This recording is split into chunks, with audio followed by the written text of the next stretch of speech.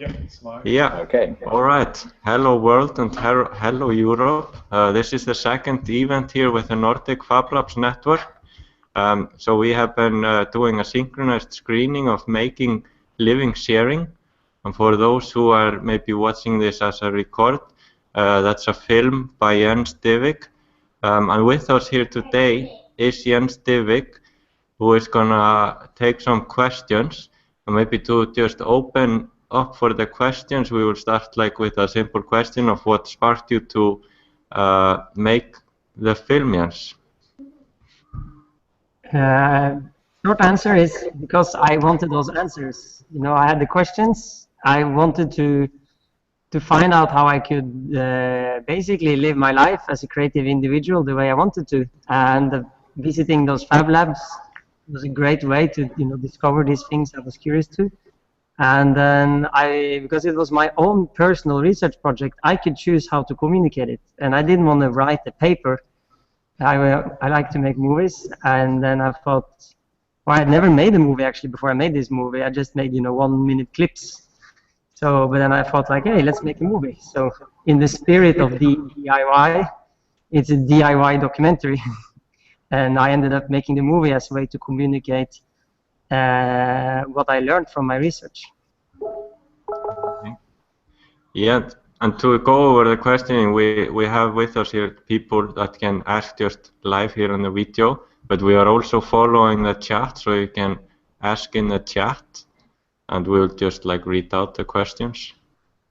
So yeah, we'll just open like for any questions relating to the film. Yeah. Go. Yeah. So this is Charlie from Aalto Fablab in Finland, Helsinki, Finland. Jens, I wanted to ask about at the end of the film, you close by saying you're going to put your thoughts and experiences into action and see if you can make a living by sharing. So I wonder if you could just kind of fill us in on the time between then and now. Where have you gone? What's the story since the documentary? Yeah, so it's sort of a 3-stage process. So first, establishing my design studio in Oslo, moving back to Norway after living almost 9 years in different countries. So first phase was just, you know, setting up so I could put those theories into practice. And then I actually managed for a year to earn more than 70% of my income from open design.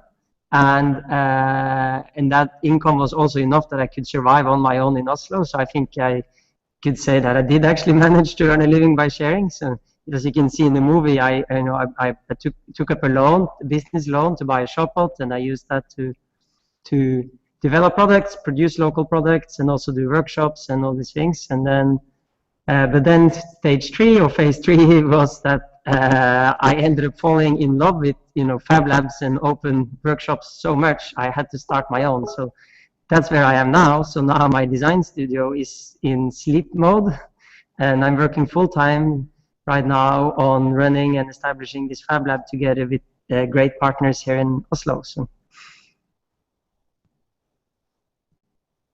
you could say in a way it's coming around. So now I'm giving back what Fab Lab is giving to me by making this possible for people in Oslo. Very good. That's awesome. So now your makerspace that you're developing now. Do you want to tell us a bit about that? What's the main idea in the space? Have you got a particular agenda, or is it open for anything? Yeah, we've been taking sort of the best of different models around the world, and then we have a bit of unique focus on large scale projects and a lot of visual arts and so on, which is a little bit different from many Fab Labs. And we're also a very diverse team. So I'm sort of the technological geek and designer in the team, and we have some artists and graphic designers too. So what is a bit unique is that the Fab Lab tools that you see behind me here, the shop hut and the laser and the robot and the printers, that's just one out of 5 departments we have here. So we also have screen printing, we have metalworking, like metal casting and welding, and wood workshop, and and then we also have just a big empty space for building large projects. So this is kind of exciting, that mix. So we're taking part in the Fab Lab network and Fab Lab world, as well as having a bit of a sort of unique approach to making a production space. Very cool. So how many years have you been working on this so far? Is this the first year? No, I actually already teamed up with these guys 4 years ago during my travels when I was back home in Norway for vacation, and I had decided to start a lab in Oslo, and I found out there were some artists making an analog Fab Lab, with only analog. Yeah. Found out that it made so much more sense to collaborate, also get in the spirit of the movie, right? Instead of me going out to build my own workshop on my own, build my own Fab Lab, it was, I think it was a very good choice for all of us that we were all collaborating on making this space together. So that's 4 years in the making, but it was then last year that I went from working part-time with building up this lab to full-time building up the lab. So that's a big shift. Very cool. All right. Yanni, in Oulu. Yeah, I'm kind of... my neighbor. Did you manage to get a screening in Oulu today? Not so much, I'm afraid. We are doing Fab Academy in Oulu, and by the time that anyone else but in Finland is sending the movie, it's so late that I'm already home. So sorry about that, but I'm kind of curious. How do you, Jens, think? Do you still want to go like a Fab Lab nomad someday? Or, I mean, at least now you are, of course, very busy with your lab and stuff, but do you think you will still make another round? Yeah, so it's kind of like having a baby, we're making a Fab Lab, we have commitments. So I will definitely be here in Oslo for a long time, a few years, but I'm already, I have to admit, I'm playing with the idea of Fab Lab World Tour Part 2.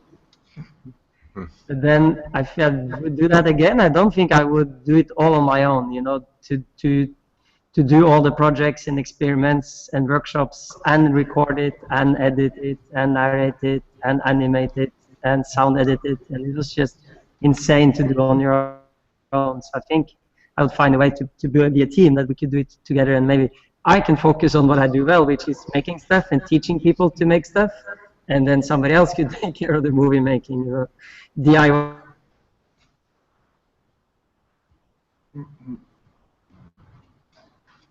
All right, I believe we lost Jens off the line, right? I think he's still there. But he's still there, yeah. See why?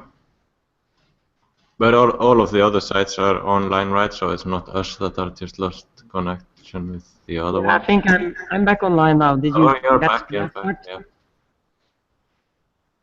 Yep. All right, you were talking about nomads, right? Yeah, so I was just saying I would love to go again, but then not doing it all on my own as a project. So the network has grown since making the documentary. Where, if you were going to do a new Fab Lab World Tour, where would be the main labs that you'd wish to go to this time around?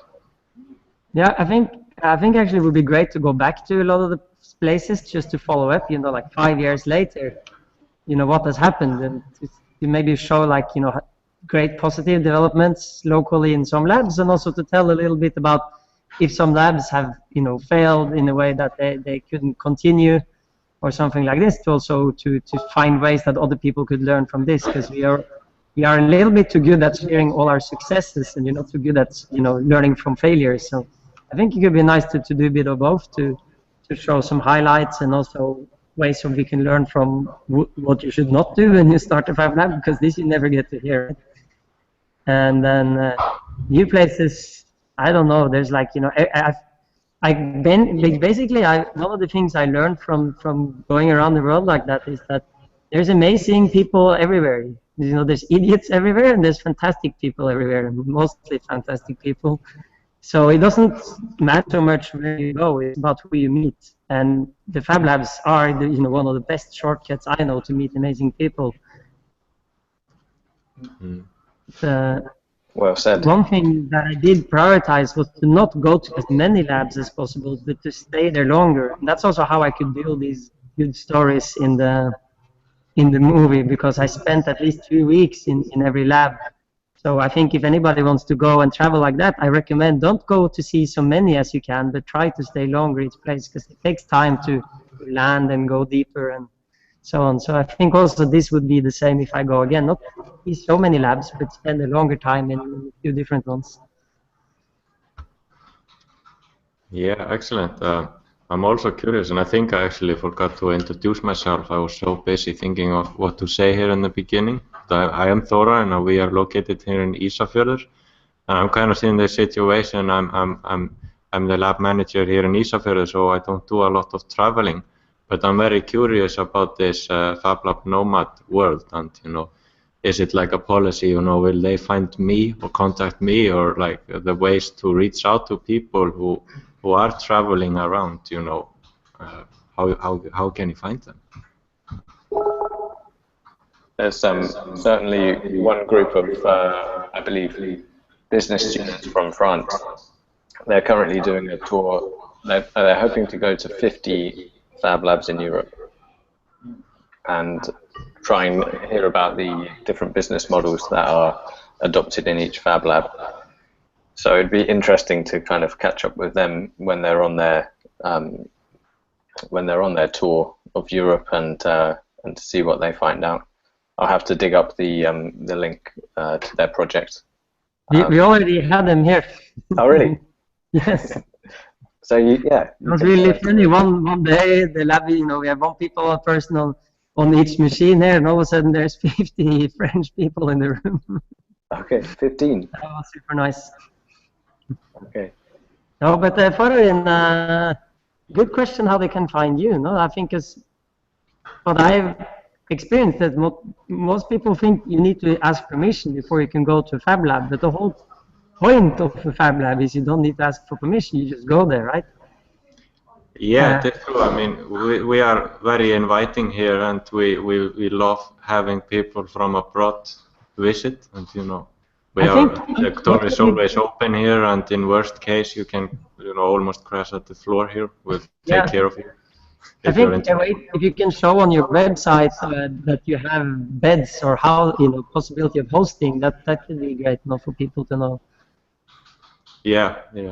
So maybe it's shyness on both sides. Maybe it's us that are a bit shy of like reaching out to people because you think they are just too busy, traveling around. Yeah. And maybe the people that are traveling think I am too busy to ask me because they think we are so busy here. Yeah, I mean, when I started doing Fab Labs last year, I was in Montreal, and at the time I knew there was a Fab Lab, but I was a bit reticent to go because I thought it would be cliquey, so that was quite interesting what I thought it was. And then when I went, and then I ended up getting an art residency there for 3 weeks. So I thought it would be cliquey to start with for some reason, because I did 3D printing before and things like that, but I don't know why. It's strange. Yeah. So perhaps some people might just think it's cliquey or something. Yeah. A club. Yeah. So Jens, we can see on the your shop bot behind you there, you've got one of your layer chairs built up.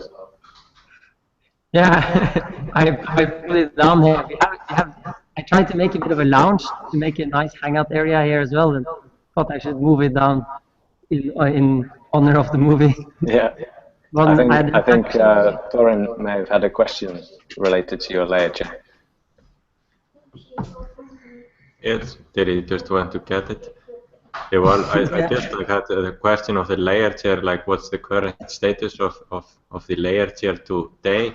And I also thought, will we see a layer table and, a product line of layer furniture?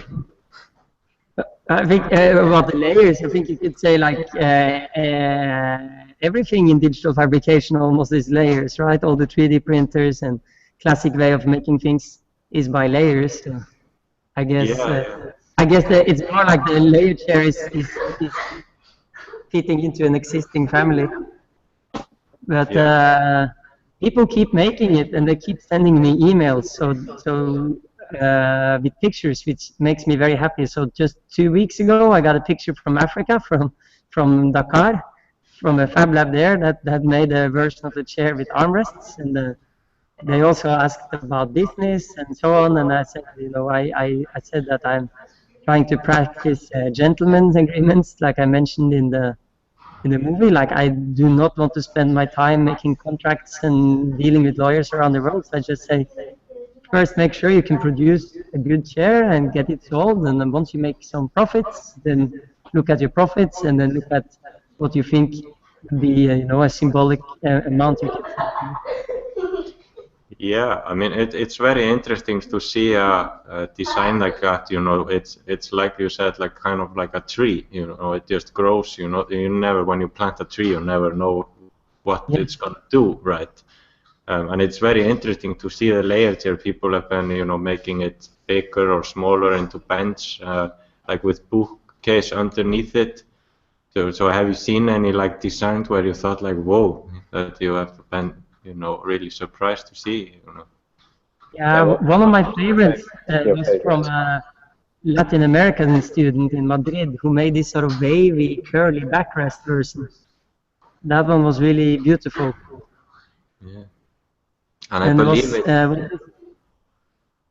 what was very nice actually was an experiment I did 2 years ago, because when I was practicing what I learned from the research here in Oslo, using the shopbot to produce stuff.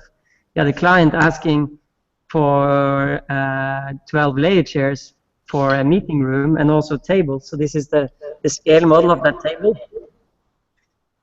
So I built a table with the shopbot, and then also 12 layer chairs, and then of course they should not all be the same. So it was a great chance to then, I took all the designs people had made, all the different versions, like the rocking chair version they made in Korea, and the wavy backrest version I talked about, and the cello version you see in the movie, and so on. And and then I toned all the proportions down so it would still work as office chairs. And then made each of these versions based on the other versions people had made, and then I named each chair after the city. So around this table you have all the city names. So it really worked well as an icebreaker for the client, and it worked well for me to show, like, look, this is an open design. I make money producing and selling this open design with good margins, since I'm both the producer and designer and seller. And then I could show that because it's open, it has extra value instead of having less value, which often people think, right? And so I have one question, like, so what is the like most common material you would use for the layer chair? I believe it would be some kind of a wood. And have you seen it like made in any other material, like plastic or metal or eccentric? Yeah, there was some guy in Scotland working on a acrylic version, but I never heard back from him. So I think maybe he checked the cost of acrylic and changed his mind. Yeah. But the versions I just talked about here in Norway is all made from natural wood, solid wood. So that was it's like a next generation, which worked really well.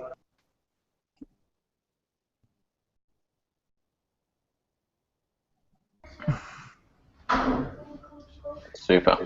I think that's a great project. Maybe we can see some more versions of it being made this week. Watch out for new designs coming into your inbox, Jens. Nice. That's great. I wanted to ask, I posted this question earlier,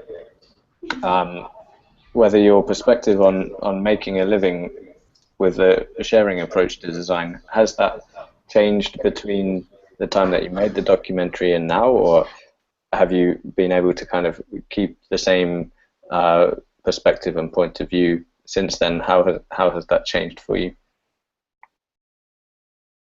Yeah, so I've like during the last years, I definitely gotten more confident in that it's possible, although it is tough. You know, but the thing is like surviving, you know, as a creative individual, with, you know, as an independent creative individual has always been tough. So it's definitely possible, but tough. So that remains, no. And it's like, I think it's like most things in life, you know, that the really good stuff, you have to fight for it, right? So the stuff that comes easy it's not, you know, the most valuable. It's the same like with any kind of job, you know, the job that is easy to get, or the job that is easy to do, it's never a good job. So it's quite similar when it comes to, you know, creating your own world, creative world, and entrepreneurship, and finding a way to earn a living from creativity. And then also when you introduce openness to it, it's definitely tougher in some ways, but it's also much easier in other ways, right? So that's also like, and the timing is so good, right? It's never been a better time to be an open source individual, because, you know, it's much more ping pong. You know, you give and you take all the time, and you get everything back. So I would say generally getting more and more positive. That's really good to hear. I have with me here the younger generation of makers, and I was asking them if they wanted to ask you anything, and they wanted to ask you a little bit about the drone that you made in the video, and about drone making in the labs. Maybe you could tell them a little bit about that.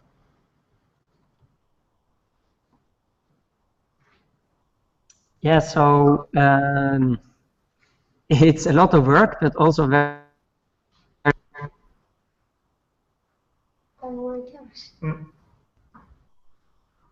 Oh, it seems to be breaking up a bit, isn't it? Or is it just me? No, it's frozen. Yeah. It's frozen. We'll see if it happened before, so let's see if he gets back after a few minutes.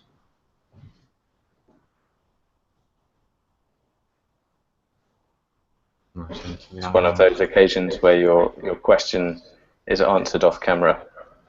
Yeah. And you just get the end of the last sentence. A really good answer, I believe. And he's probably saying something really important that we should listen to.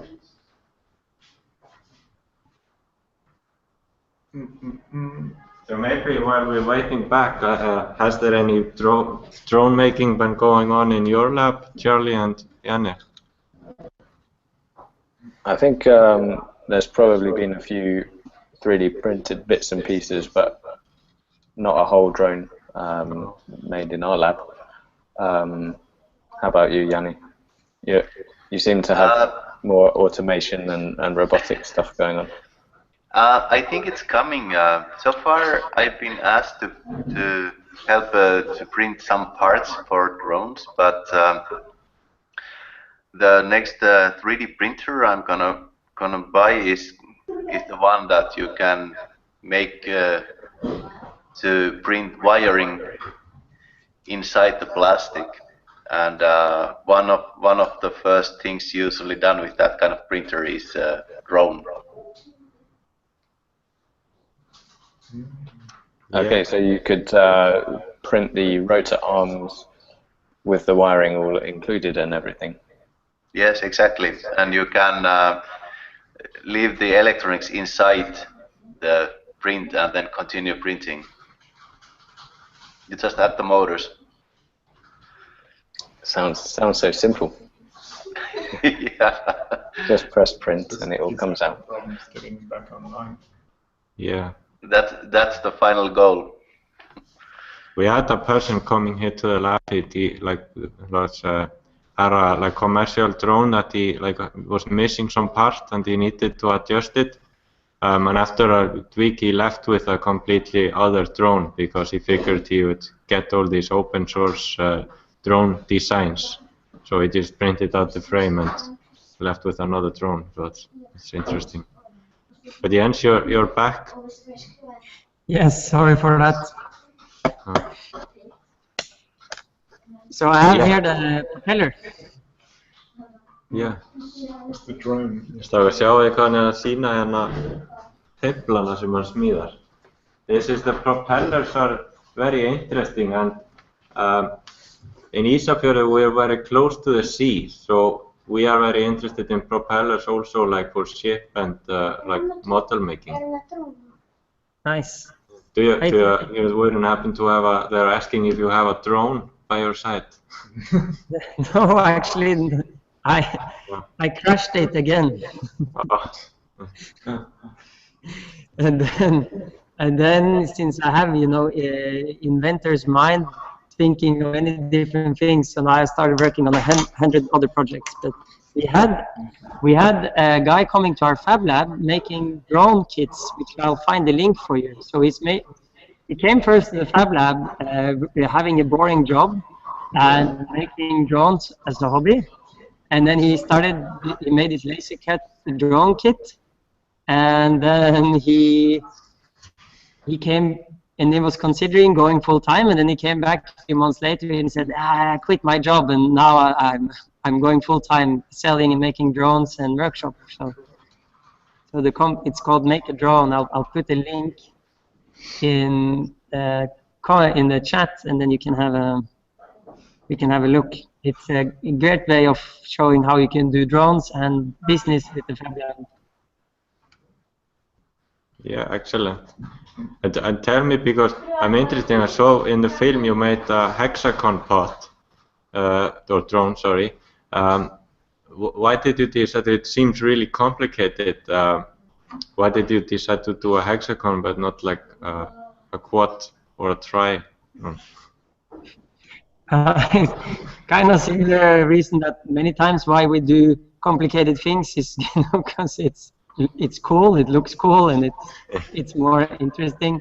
But also because if you lose a propeller, rotors, and if you have a hexacopter, it can still land. But if you lose one in a quadcopter, it will crash. And the lifting capacity was supposed to be better. But if I was going to make one again, I would definitely make a quadcopter and a smaller one. So that's lesson learned. Keep it simple. Yeah, it's like the spiral development that is nice to follow, right? You know, a lot of times we do things for sport, and it doesn't matter. You know, I talked a lot about that lately in the Fab Lab. You know, sometimes you do things for a rational reason, but if you're doing it because you want to learn and explore and express yourself, then all these rational things doesn't necessarily matter so much. You know, because very often the product in the Fab Lab is not what you are making like this. The product is what happens in your mind, right? And then it's not so important how it goes. Other times, I think it's very nice when things have a life outside of the Fab Lab. You know, that's also very beautiful when things is used by people in everyday life. You need a bit of both. Crazy, overcomplicated things for sport, and good, you know, rational things that will live outside of the lab. Yeah, that's definitely true. Yeah, but James, did you have a question? I'm James. I'm helping out the Fab Lab in Fjorda for the last month and this month, and I'm from Scotland. And I was going to ask, what do you think the future of like sharing, you know, open source? What do you think the future of that? Do you think more people will do it, or do you think it will? What do you think will happen?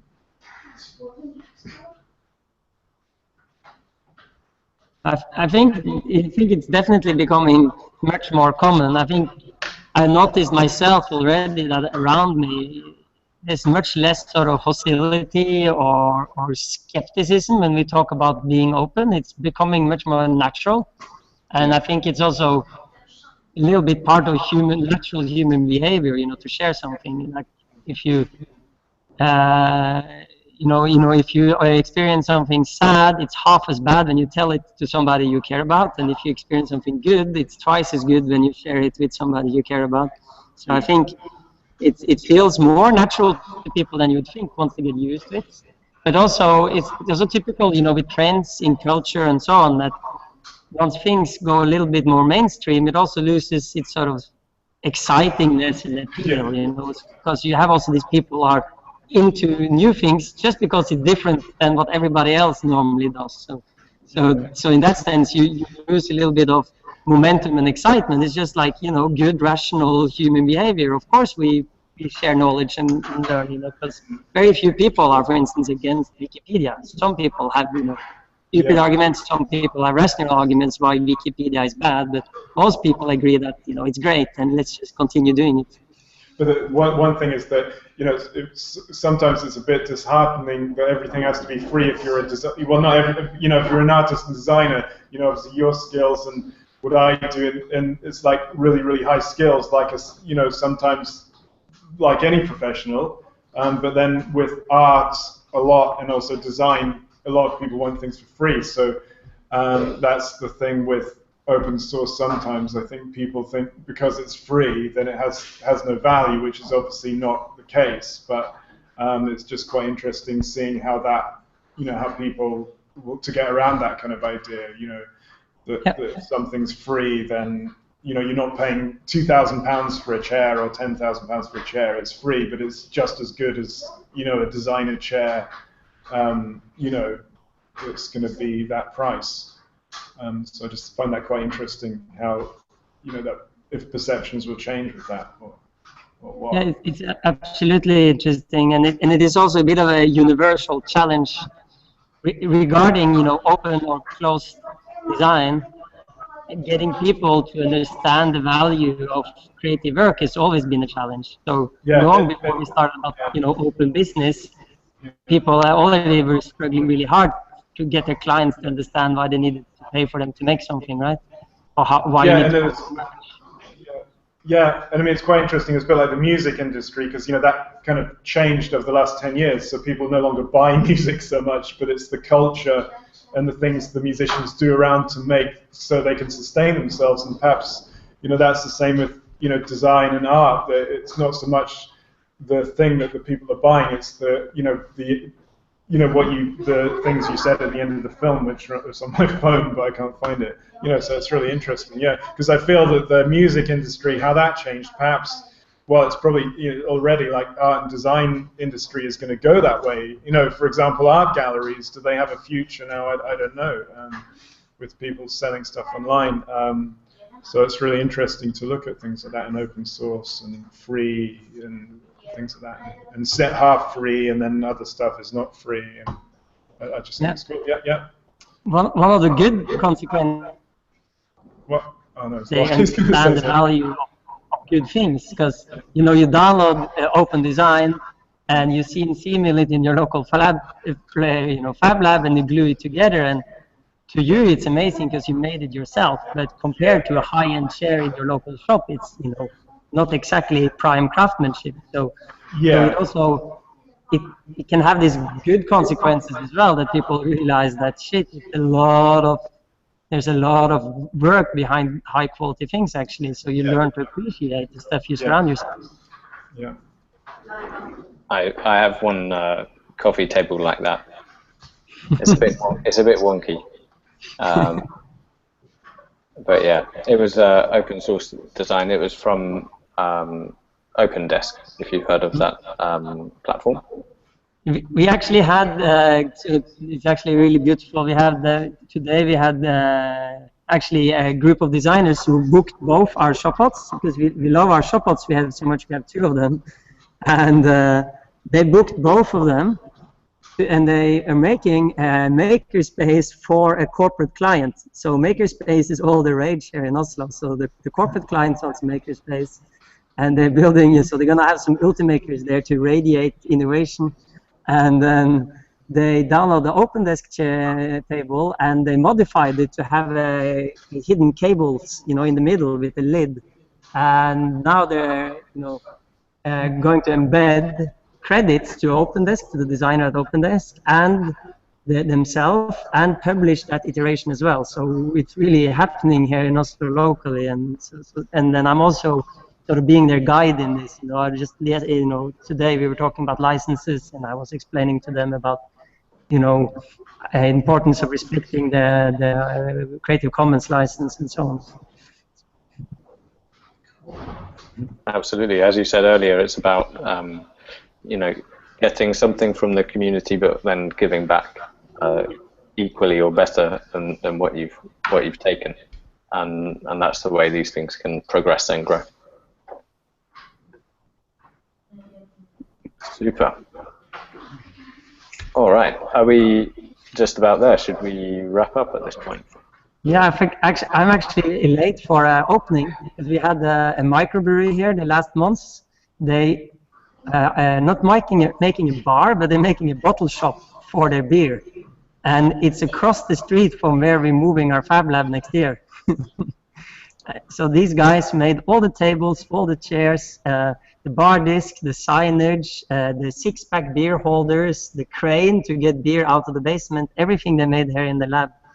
And they're having their opening party tonight. So I'm going to go and sample some local fabrication on both liquid and furniture level.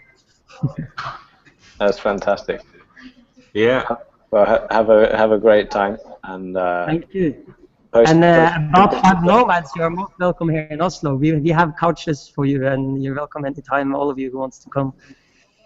Excellent.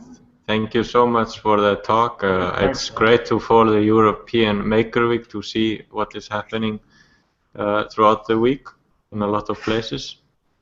Like Charlie said last time, this is our second event. It's like the cliche of unmuting and waving and saying bye-bye, right? I think we've all unmuted in preparation. So okay, so we'll do it on the count of 3. No, I should just do it now. Bye-bye. Bye-bye, guys. Bye. Bye.